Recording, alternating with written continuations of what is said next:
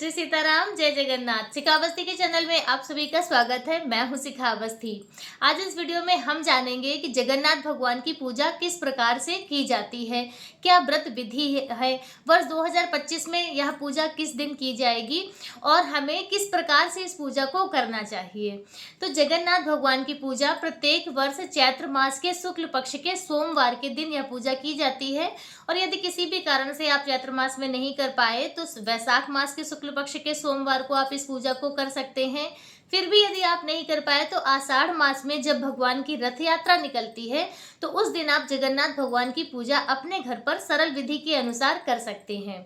देखिए, जगन्नाथ भगवान की पूजा सभी को करनी चाहिए। यदि आपके घर पे भी जगन्नाथ भगवान की फोटो है, उनके बेत हैं, या आपके कोई घर का बड़ा बुजुर्ग जो है वो कभी जगन्नाथपुरी गया है तो आपको जगन्नाथ भगवान की पूजा जरूर करनी चाहिए। कहते हैं जगन्नाथ भगवान की व्रत और पूजा करने से घर के जो अन्न धन के भंडारे हैं वो सदैव भरे रहते हैं, कभी किसी भी चीज की कमी नहीं होती है। तो यदि आप भी चाहते हैं कि आपके घर के अन्न धन के भंडारे सदैव भरे रहें तो जगन्नाथ भगवान की व्रत और पूजा जरूर करना चाहिए। तो यह व्रत किस प्रकार से किया जाता है वह भी जान लेते हैं। तो देखिए, जगन्नाथ भगवान की जो व्रत है वह जैसे सभी व्रत रहते हैं वैसे ही नॉर्मल व्रत है, कोई बहुत बड़ा कठिन व्रत नहीं है। बस जब तक आप पूजा नहीं करेंगे तब तक आपको निर्जल रहना है। पूजा करने के बाद फिर आप फलाहार करेंगे। शाम तक आप फलाहार रखिए, जल फल और मिठाइयाँ इत्यादि आप लेकर व्रत कीजिए। शाम के समय आप जो भी भोग प्रसाद भगवान को अर्पित करेंगे उसी भोग प्रसाद को पाकर आपको अपना व्रत पूर्ण करना है। तो उसमें कहने का तात्पर्य है कि एक बार मीठा अनाज खाकर आप इस व्रत को कर सकते हैं। तो इस प्रकार से यह व्रत किया जाता है और दूसरे दिन आपको पारण कर लेना है। इस प्रकार से जगन्नाथ भगवान का व्रत किया जाता है। पूजन सामग्री जान लेते हैं। तो पूजन सामग्री में आपको जगन्नाथ भगवान की फोटो चाहिए, भगवान के बेत आते हैं वह होने चाहिए आपके पास, और आम की जो फल जैसे कि आम की डाल लीजिए, आम बौर जो कहे जाते हैं, तो उसमें जैसे 5 या 7 की संख्या में लगी हो अमिया छोटी छोटी, तो वो लेना होता है पूरा। और गेहूं की बालियां 7, 11, 21 की संख्या में सूखी गेहूं की बालियां लगती हैं। नए गेहूं से ही भगवान की गुड़धनिया बनाई जाती है, जिसमें गेहूं भूनकर और उसमें गुड़ मिलाकर भगवान को अर्पित करते हैं। बहुत से लोग फिर गेहूं का वो गुड़ से लड्डू भी बना लेते हैं। तो गुड़धनिया लगती है। और इसके अलावा भगवान पंचामृत बनता है। पंचामृत आपको दूध का बनाना होता है, दही का सेवन इसमें नहीं करते हैं। व्रत में भी तेल और नमक का सेवन बिल्कुल भी नहीं किया जाता है। जिस दिन जगन्नाथ भगवान का व्रत या पूजा आपके घर पे होती है उस दिन आपको सरसों के तेल का तो बिल्कुल भी प्रयोग नहीं करना है। नमक भी जो व्रत रखेंगे पूजा करेंगे वह बिल्कुल सेवन नहीं करेंगे। और लोग जैसे घर के बाकी सदस्य हैं तो वह अलग से नमक खा सकते हैं, लेकिन जो प्रसाद है वह नमक से बिल्कुल भी नहीं खाया जाएगा। इस बात का आपको विशेष ध्यान रखना है। तो यह थोड़ी बहुत सी पूजन सामग्री है।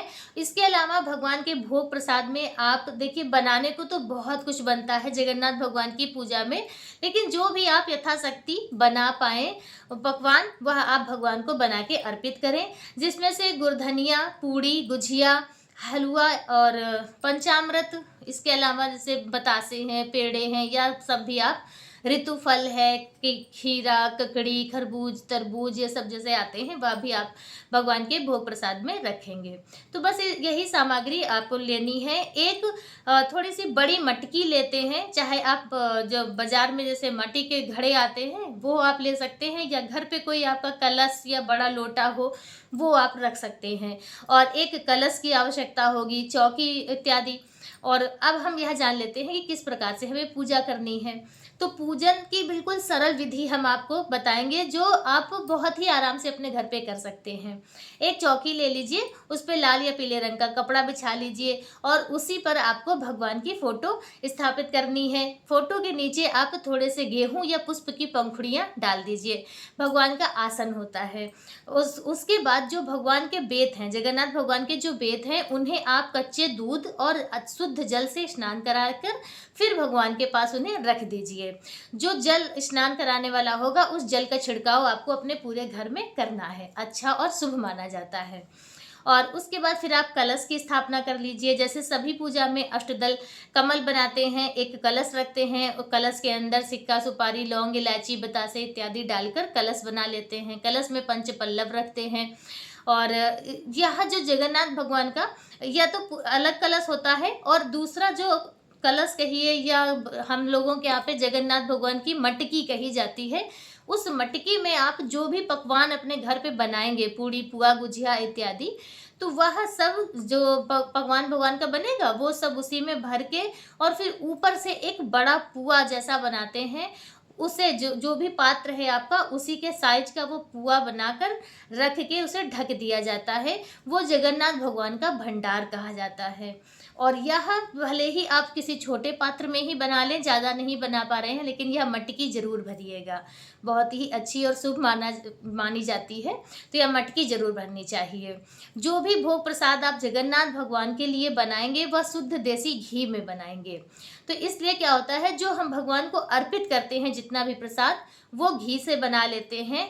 और इसके अलावा जैसे नहीं सामर्थ्य है आपकी कि आप सारी चीज़ें देसी घी में बनाएं, तो आप फिर उसकी जगह पर जैसे मूंगफली का रिफाइंड आता है, तो वह आप जो व्रत में चीज़ें प्रयोग होती हैं वह आप लाकर उससे बनाकर अपना प्रसाद इत्यादि बांट सकते हैं। कहते हैं कि जगन्नाथ भगवान का प्रसाद जितना ज़्यादा बंटता है ना, उतना अच्छा और शुभ माना जाता है। तो प्रसाद पूजा करने के बाद प्रसाद वितरण जरूर कीजिए। तो इस तरह से आपको भगवान की पूजा करनी है। पूजा में आपको यही भोग प्रसाद तैयार कर लेना है। भगवान की फोटो स्थापित हो गई, कलश रख लिया आपने, भगवान जी के लिए उनकी मटकी भर के रख ली, और उसके बाद भगवान की आपको पूजा करनी है। तो उसमें कुसुम, टेसू, वही आम की अमिया, गेहूं के जो बालियां लाए हैं वो सब कुछ भगवान को अर्पित करेंगे। जो भी भोग प्रसाद बनाया है वह भी भगवान को अर्पित करेंगे। और आटे के 5 या 7 दिए बनाते हैं और उन दियों को जलाते हैं। जब हम पूजा करेंगे तब उन दियों को जलाएंगे, और फिर उसके बाद जब पूजा पूरी हो जाएगी, वो दिए शांत हो जाएंगे, फिर कच्चे आटे के होते हैं, तो अब गर्मियों में जैसे बिल्कुल आटा वो सूख जाता है, तो उसके बाद जो वो दिए हैं ना, तो वो आप अपने भंडार घर में रख लीजिए। जैसे आटा, दाल, चावल के जो पात्र होते हैं, बर्तन होते हैं, उनमें आप उन दियों को डाल दीजिए। कहते हैं तो इससे वह जिस भी पात्र में रहेगा वह पात्र कभी खाली नहीं होगा। हमेशा जगन्नाथ भगवान की कृपा उन पात्रों में, उन भंडारों में बनी रहेगी। तो यह इस तरह से किया जाता है। फिर कथा सुनते हैं, आरती करते हैं, क्षमा प्रार्थना करते हैं, और जगन्नाथ भगवान के भजन कीर्तन करते हुए अपना पूरा व्रत पूर्ण करते हैं।